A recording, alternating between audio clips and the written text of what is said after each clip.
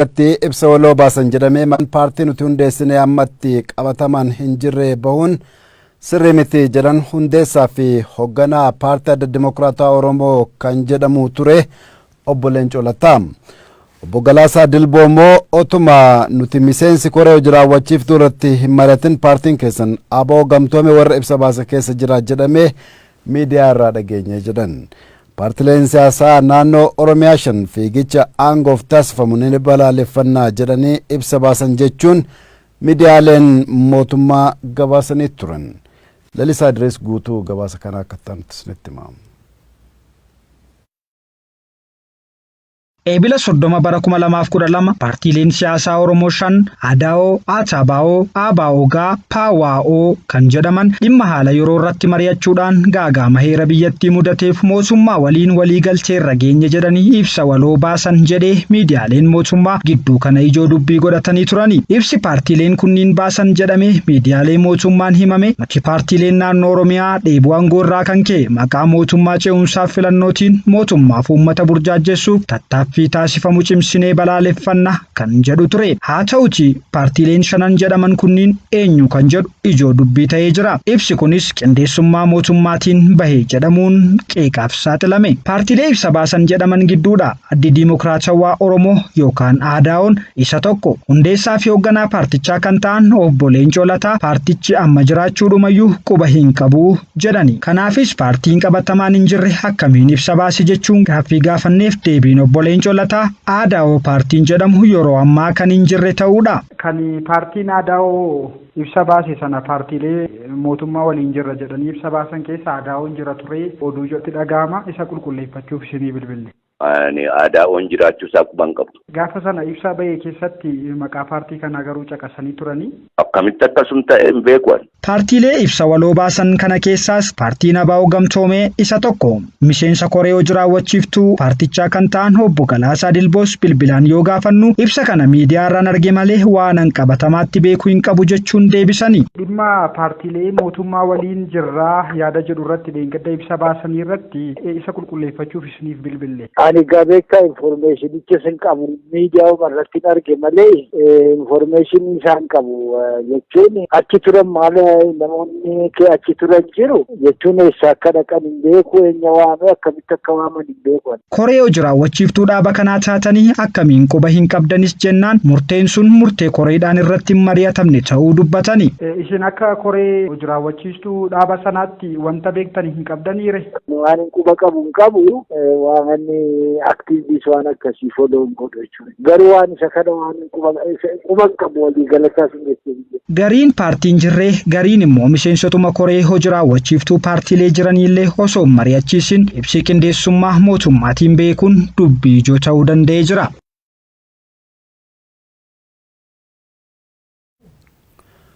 Oduu walqabateen lammiileen biyya alaa jiraatan hundeessitootaa fi miseensota dimokiraataa Oromoo turan dhaabni keenya waggaa tokko dura diigamee jedhan. Miseensonnii fi hundeessitoonni dhaabichaa turan ibsa baasaniin qaamni maqaa fi loogoo dhaaba keenyaa fayyadamee ergamaa fi mul'ata dhaaba duraanii sana bakka hin bu'u jedhanii jiru. Maqaa dhaaba hin jirre fayyadamanii ibsa baasuun karaa seeraan alaangoorraa turuuf yaaluun sirrii miti jedhanii jiru. Ibsa maqaa adda dimokiraataa Oromootti dabaluun baafameenis ibsa qoosaatti hin jiranii jiru miseensotnii fi hundeessitoota dhaabichaa warra turan.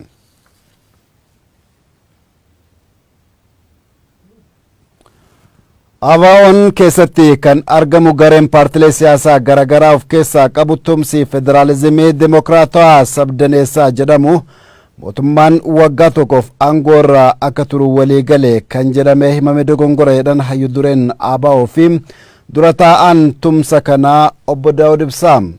Obbo Daawud Ibsa OMN'f yaada bilbilaan dhiifamarran deebi'a. Obbo Daawud Ibsaa OMN'f yaada bilbilaan kennaniin filannoonni yeroon filatamuu dhabuu waliin wal qabatee rakkoo mudatee furmaata siyaasaa gartuulee siyaasaa mara hirmaachisetu barbaachisaa jedhanii jiru. Mootummaa miti akka waggaa tokko yaada kennine. Yaada ka kennine framework jechuun immoo yaada hedduu jalatti tarrifameeti. Tokkoffaa waan deelloo crisis deelloo irra gahinyeerra ka jedhu hundi amana. Mootummaan isa amana, political partiin amana. Dhumate September booda itti waan fufu deelloo seeneera because election deemuu hin dandeenye koobiitu jira maalii kana.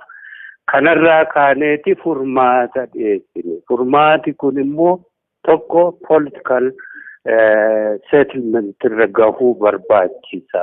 Political parties mootummaa kun hundi political settlementii. Political settlementii kanarratti yaada dhiyeessine. Yaada furmaata deellookii kana keessaa bahudha. Mootummaa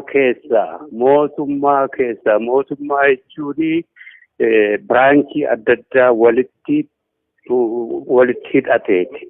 Isaan sana keessaa biraanchiin tokko executive biraanchiin isaa waggaa tokkoo fi akkatti fufu akka xiqqoo ishee sanarratti bakka isaa qabu qopheessuun rakkisaa waan ta'eef mootummaa jalatti ka jiru paarlaamaan biraanchii biraa immoo itti fufuu hin danda'u waan isaayyuu hin eeyyamuufi. Kanaaf bakka paarlaamaa kana waan faanshin godhu tokko jiraachuu qaba. Isa jiraachuuf immoo instituushinii adda addaa ka control godhu, monitor godhu warra law enforcement warra jedhamantu jiran, judiciarytu jira. Isaan kana warra control godhu akka biraatti executive'n sun akka dhimmatti hin baane. Silaa isaan kana paarlaamaatu to'ata. Paarlaamaan biyya kanaa sana to'achaa hin jiru, sana to'ataa jira hin amannu garuu isaan kuna waa election boardiin immoo jira hambira. Democratic institutions warra jedhaman isaan kana akkaataatti to'ataman immoo yaada dhiyeessina gara fuulduraatti haa ta'u.